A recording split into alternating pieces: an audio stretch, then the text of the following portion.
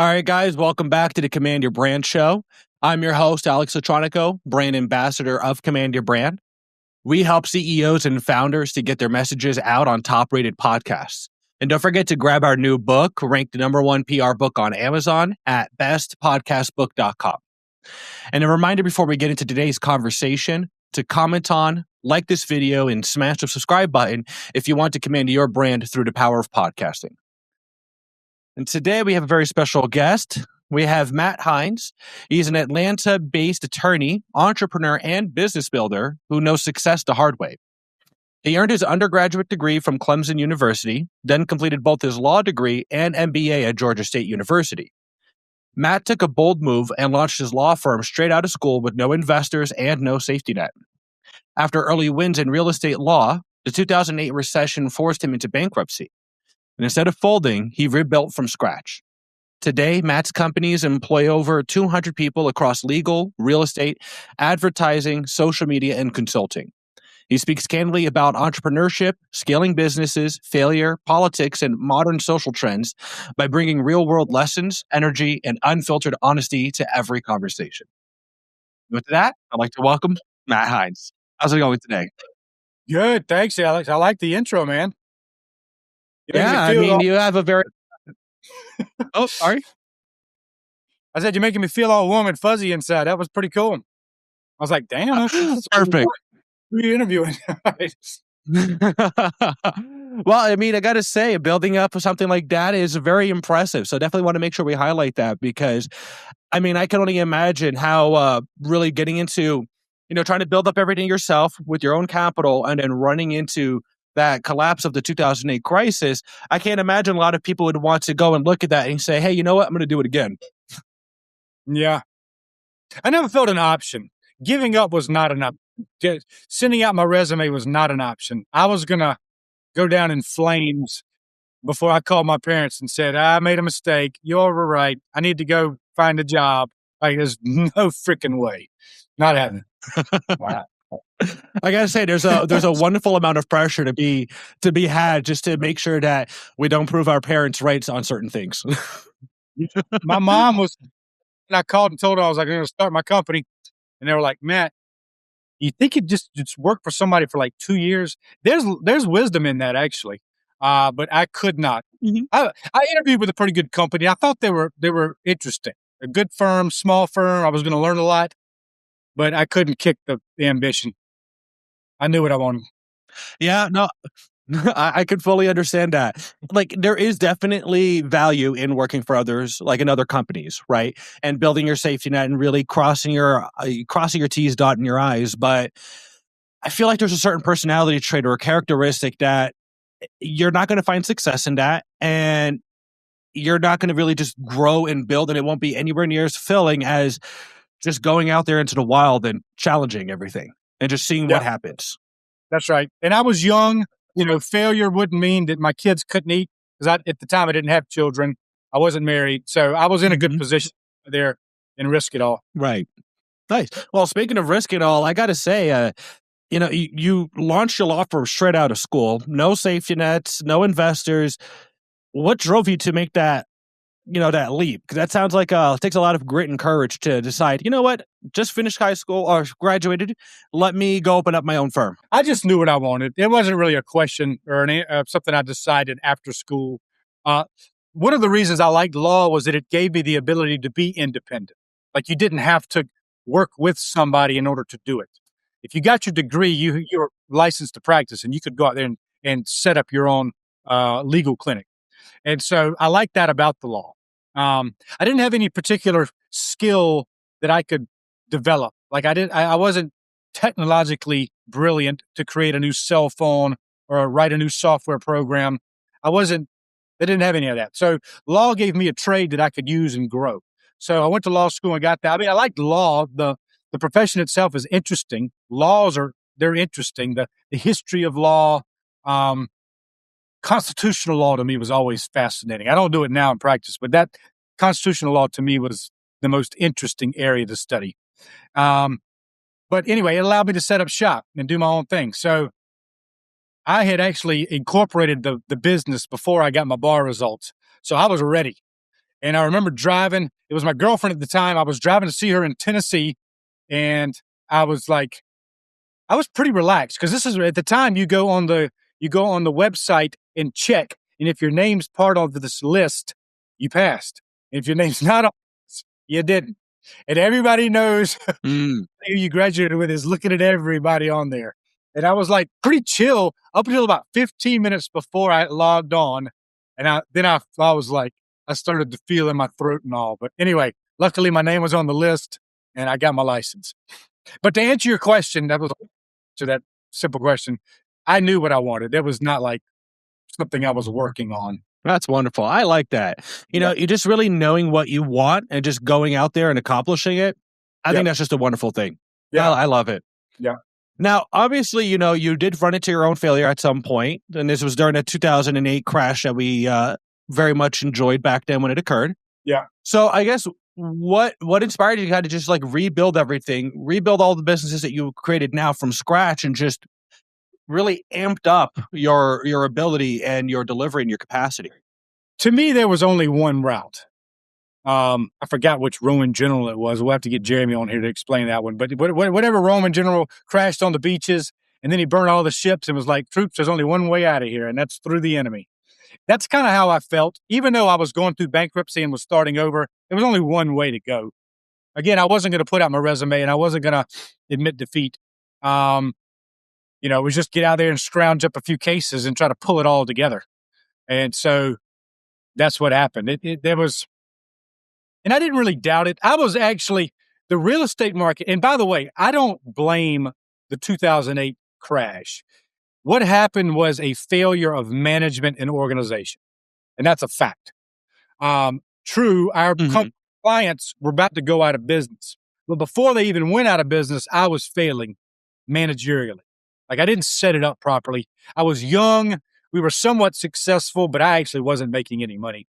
And the fact that we had actually hit success to me was so shocking. Like I really just didn't expect it to work out. I knew I wanted that, but we started making money and we had all this business and before I knew it, we had rented out the entire floor of this office suites program. And things were moving so fast that you really couldn't step back and take stock of all that was happening. But I didn't manage it properly. And that's what really led to our downfall. Was I didn't have control over the company. The staff wasn't organized. I didn't have confidence in myself, really. Because at that point, I relied more on the staff than they relied on me. I would hire people skill. And if this person could close or this person could run the software or this person knew court filings, I'd hire them for that skill, but I didn't know how to do it. So I was completely reliant on them. And they don't care as much as I did. So, but I had no way to monitor what they were doing. I just had to take it in faith that they were doing what they should do, and they were not. And so fast forward months and stuff, and shit was a mess. Excuse my language. It was a mess. And so we crashed, and then it was good. It kind of flushed the toilet, cleaned out all the dirtiness, and we started fresh, man. So, and that was good. So, there was never an option though. It was only forward. We got rid of all that, and I kind of scrounged together the few people that were with me. My ex-wife at the time, and we got this little closet at this office building somewhere way out that was cheap, like $300 a month. And we started over, man. We had a few little cases straggling around, but it was not much. And then slowly, I think we hired our first person who's still with me 16 years later. And we hire again. And it's like, and then I remember they closed because every month was like, how are we going to get through this month? Every month was like that. Like literally, we did not know how I would pay rent the next month. And so a lady I had hired, I came in one day and she said, Matt, I closed the divorce today. And I said, okay. And she said, well, they paid in full. They paid us $2,500. And I was like, what? Like, I don't know if that probably doesn't mean anything on this podcast here, but that Mm, earth-shatteringly fantastic. Like, we just paid rent, yeah. paid most of our payroll. I was like, "What?" Because I was horrible at closing. Y'all probably Mhm. but to be a good closer, you have to be comfortable asking for money. Like, to Right. ask somebody to pay $10,000 feels odd if you're broke because that's important Mhm. to you, 'cause so how could this other person pay it? So it's hard for me to ask for money. Her late Patty's her name. She's still with me. She's the backbone of this place still. She, she had no qualms asking for money. She could just get it. So anyway, she closed that client. I remember that day sort of changed my mind, like, "Shit, we might survive." And, yeah, fast forward, That's amazing. yeah, I know. It was That's amazing. yeah. Every day was Yeah. like, yes. Yeah, I mean, it's one of those fun things, and it's one of those stories that not many people talk about with the entrepreneurship because with entrepreneurialism, it's so popular nowadays. A lot of people are talking about it, want to talk about it, sell courses on it. It's one of those hot topic items, but. We look at all of the glory of entrepreneurship. We never look back at going these moments right there. It's like, oh no, we have 3 days to figure out everything, and just in the last minute, we pulled out everything like it was just magic. But all of those 27 days leading up to that was just nothing but stress and like really trying to figure everything out. And it's just one of those fun things. And it takes a lot of grit and a lot of integrity to really push through. And I wanted to mention something as well earlier that you were talking about was not necessarily blaming that recession and that 2008 to your failure. And that's something I like to highlight a lot because I feel like that's always the biggest success maker between any profession. Obviously, with entrepreneurs, 100%, but across any profession. Because the moment we start looking at external sources that we don't have control over to explain away why we were not able to create the effect we were looking to create, that's the moment we start giving into our downfall. And the moment we start looking in and saying, okay, fine, those things did exist, but what could I have done differently? That I think that mindset alone is what guarantees success more so than any other aspect. Is do you look internally of what you can correct versus do you look externally to what you can blame? I completely agree. Completely agree. I had of mine when the economy was bad. I'd say, "How's the company?" And they're like, "Man, this economy's horrible." And you would know immediately that that person is pretty much going to fail. If that is excuse, just write it off. If they have stock, short their stock. It's a horrible viewpoint. Um, but yeah, I'm with you, man. If you're looking for things to happen on their own and Google to do something that's going to bring you out, like whatever, it's you got to sit there and take responsibility. 100%. And now I guess, so with your experience as an entrepreneur, what are like the biggest mistakes that you see entrepreneurs make when trying to scale a company and what can you do to avoid them? Um, hmm. I think in the beginning, it's not marketing hard enough. Like I don't think people truly appreciate how much effort it takes to get new clients. There's so much. When you think of all the noise out there, all the competitors, the billboards, the commercials, the social media, the competitor, like there's so much noise out there. And to break through that noise to reach a client and convince them to not do what they've done for the past 30 or 40 years, but to switch to you, that's hard. And it's not like you ask somebody like, "What do you do for marketing?" They're like, "Well, I pay this online company $500 a month." It's like, shit, man, you haven't even been born yet. If that's all you're doing, just the amount of effort it takes to penetrate all the noise to get to client Yeah. and convince them. That I think is the first failure is a lack of marketing effort. Um, Yeah. and then, you No, know, no. Sorry. go ahead. No, I was going to say it makes total sense, and it reminds me of. I'm a big fan of Grant Cardone, and he's mentioned something once where money goes to where the attention is. So the more attention you have, the more people are going to know about you, the more likely you're going to get money. And that's the simplicity of it. If nobody knows who you are, there can't possibly be a way for money to get to you and your company if nobody knows you. I think you're right on the money. Marketing is wildly important. Yeah, yeah, that's right. I'm a big Cardone fan myself, and I agree with that statement. Sometimes they even say, I forgot. I can't believe I'm forgetting the book. 51 Laws of something. That book said, Grant Cardone, I would trust more than this other book. I'm just bringing it up because it's interesting. Mhm. Is that any attention that you get, negative or positive, will help you.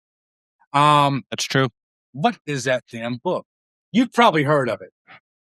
I know the laws of power. Is that the one that you're referring to? Is it 51 Okay. something laws of power? I think so. I Yeah. could be wrong. Anyway, that's one of his. In there, he brings up P.T. Barnum, who was under all kinds of scrutiny for not good stuff. But at the time, it brought him so much growth and attention from everywhere that I don't know, his business grew. But yeah, anyway, keeping it simple. Yeah, creating attention, social media, billboard, whatever. Certainly will attract more people that will purchase the product or the service. So, and we're all about that. We're constantly trying and to think. I think people think it's done, therefore they don't need to stop it. And like, okay, yeah, I'm going to get my marketing division set up. I'm going to have internet, and I'm going to do social media. I'm going to post 5 times a day, and I'm going to put up a billboard. One. So good, they're a marketing program, and they think that's it. They're done, but that is a constant creation. It's just rolling. Next, create. You can't just do it and think it's done. You got to constantly roll with the tide and adapt to the changing algorithms, to the changing competition, changing everything. It's got to be constantly monitored and improved. That's another mistake. Right. Yep. No, it's very true. It's very true because technology is constantly changing. I mean, even just how the algorithm promotes videos are constantly changing on YouTube, Instagram, and things like that. So if you're not even paying attention to how the algorithm is changing, how can you possibly deliver the video and make sure people are seeing it? That's right. It's just small tweaks like that you always have to just be constantly aware of. Otherwise, well, you might as well just be talking to the wall. That's right. So yeah, Another learning. To answer your question also is lack of training. I think we hire and we need that person to produce really fast because we grew and we just need a heartbeat and a pulse and like, all right, here, sit here and go, do this. And then they fail. They don't do it as well or whatever. And training and establishing that person on their particular position is a failure. I think it's done all the time. Oh yeah. Really get them producing, doing it well up to your standards, it takes some time. And sometimes we're just rushed. We just freaking need somebody to get in there and produce. I know full well what you mean. I've had managerial experiences. I actually hold the managerial position, relatively speaking, at my local church. And frequently I find myself overwhelmed with so much to do that when I do have somebody, my first gut instinct is, here, just read this, go start. But when I do that, I don't actually get the quality that I'm looking for. I actually have to sit down, work with them for, a week, 2 weeks, however long it needs to be, and constantly checking in. And then I can really make sure that I don't ever have to worry about that anymore, because I've essentially just duplicated myself or made an even better version of myself that is able to run all of that. And now I no longer have to actually worry about that anymore. And it really does just reduce the overall stress and really just allows for growth to be created. Totally. Yep. Yeah. And now, speaking of leadership, I guess what does leadership mean to you, and how do you approach it, and how has that evolved over, your setbacks and your expansions that you've experienced? Always having sort of a vision and a next mission in mind. My son's 14. One of my sons is 14. He wanted to go offshore fishing. And so we went fishing down in Costa Rica. It was about a year and a half ago. And we chartered a boat, and the boat had 3 employees or staff on it, you could say. There were the guy down below, and there was a guy up top driving. Now, the guys down below would rig the rods, handle the fish, just kind of prepare everything so that we were ready to catch fish. The guy up was driving and always looking for the next spot that was going to be productive or was going to be fruitful or whatever. and Mhm. see the leader as that guy up top. Like if we compare the guys down below fixing the rides, handling the gear, um, taking care of us, you could say the clients and all that. That would be like handling payroll, doing the marketing, doing the other stuff that just keeps the business going. But if you didn't have Mhm. that guy up top, constantly looking ahead and seeing what are we going to do next? How are we going to grow next? Then the company just kind of goes on this normal cycle of nothing. Yeah, it's meeting and people are coming and they're doing their activities, but it's not growing because it's got no vision. Like, what are we going to do next? What is the next frontier? That always has to be put there for the team, or else it just gets boring. We're going to come here and check emails every day. Well, who wants to do that? But if you're part of this mission that's going to, all right, guys, we're going to this next state together. We're going to be the best law firm in Tennessee now, and we're going to Mhm. new frontier we're going to conquer together. That's action. That's fun. So a leader's job is to inspire and put a vision there so that it's not just this mundane set of activities that we all go through every day. That's one job. Right. Yeah, one job. Yeah. No, I agree with that. It's almost like you have a leader. I feel a lot of people tend to confuse a leader with somebody who just tells people what to do. Right. But I like to think of it more so as, I guess, kind of like the dream maker. Yeah. You really create the dream and make that dream a reality and help build the steps that's going to guide people towards that dream. And then really seeing that going on, because at the end of the day, I like to liken business and life in general to a game.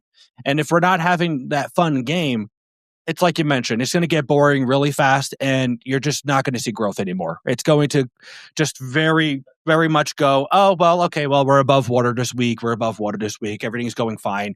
And it's just the same old, no excitement, no buzz, and no real growth going on. That's right. And I think you and I probably have studied from the same management systems. And in that, you know, they talk about, you got this person here and they're worried about their child, and this person here and they're worried about buying a house, and this person here is wanting to get married, and this person here is having a baby.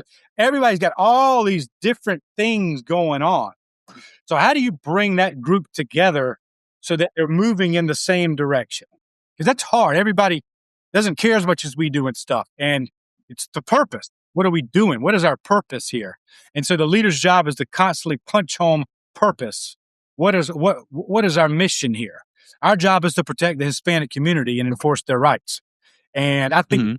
well, and our managers also fully imbibe that spirit. Like if you come on board and apply for their team and you don't show passion, whew, they will claw your eyes out right there in the interview. Like it's ferocious. I mean, really, like I'm not, well, they're not really going to claw Uh-huh. your, but they're really offended. Somebody doesn't come on board as passionate as they are. They truly live it. And it's beautiful and it makes them great. Yeah. Yeah. No, I agree. And it definitely have to foster that within the group itself. If everybody in the group is as passionate to the end goal, I think that's the simplest way that you're going to guarantee success. And if you're unable to foster that passion towards the mission, towards the goal, um, that probably might be the first thing a leader would have to really look into. I think for myself is find out, okay, am I as passionate about this mission as I think about? Because why am I unable to carry on that passion to the other people around me? I'd probably look at myself a little bit and go, okay, what's going on with myself here? Because if I'm passionate, truly passionate, everybody else is going to feel that rub off on them. Yep. It's like I just find myself, and when I had any manager, any executive over me that really was passionate, really cared about what we were doing, it's contagious. I get caught up into it and I just fall in love with it and I'm running all over the place. So if I find myself not being able to inspire that as well in my juniors or my group, I always take a look at myself first and go, okay, well, what's going on that's detracting me away from myself on this? Which, does lead me to my next question here. And I think this is kind of related. How do you feel like personal relationships, including, spouses, partners, can influence this business success? Oh, 100%. I mean, if you don't have a spouse that's on board and on your team, you're going to be fighting. It's like swimming against the current all the time. You have to have somebody that's on board. One of the first things my wife, now wife, what we did before we got married was we went through together what are your goals and what are my goals in life, and do we align? Because if she wants to move to China and teach Chinese to whatever, I don't know, just do something really abnormal, and I want to start a company here in Georgia, then it's not going to work. We're just going to be fighting against each other. She's going to want to put resources towards her Chinese project. I'm going to want to put it towards my project here, growing a company. It doesn't work. So you got to make sure you and your spouse are aligned and growing together. In a perfect world, in my world, because I have a great wife who fully supports me and I support her. If I say, I want to do this at the office, she'll say, all right, cool. I'll do this, which will help you do that. And then we work together. And when you can plan and think and create together, oh man, the sky's the limit, because there's no stopping. You can't have that dynamic in your way. You got to be on the same page. There's really no option. If your spouse is holding you back, or if your spouse doesn't think like you do, they're conservative and they just want you to get a 9-to-5, or they just want you to be normal, that's not going to work. It just won't. Like no reason to live and test it out. So, right. So absolutely, to answer your question, it's vital that you and your spouse are on the same page and growing and thinking alike.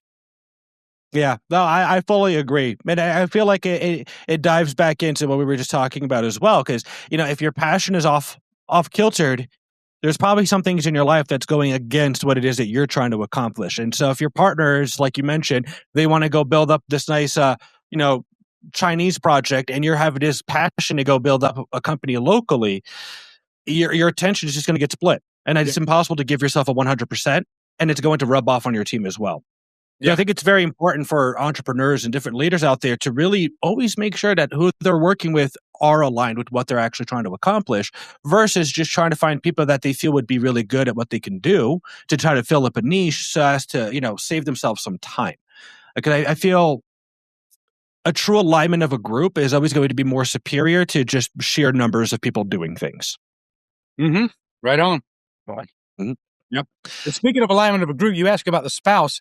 I mean, I would say it's important to align yourself completely with people who are supporting you and moving in the same direction.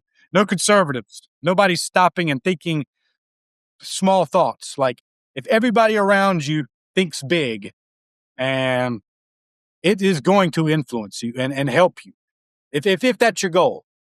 So, Yeah, no, I agree. And I very much like your earlier comment of finding somebody that wants you to just be normal, because I've quickly found that I ain't normal, and I'm not going to work well with a partner that wants me to be normal. It's just not going to work.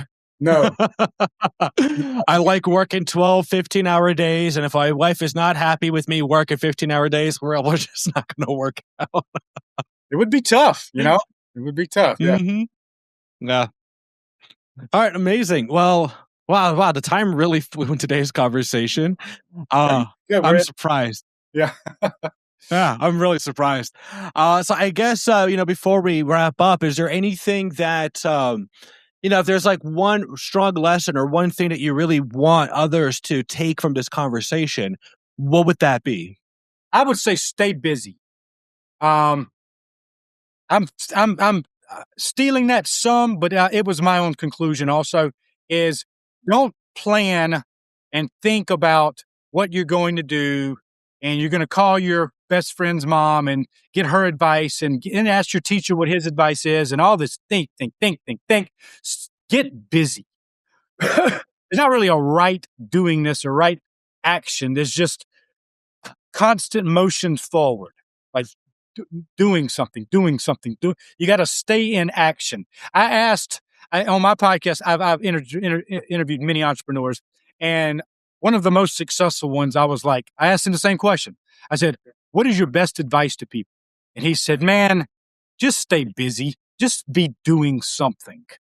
You know, not Mhm. not the most right thing or whatever. Just stay moving towards the goal.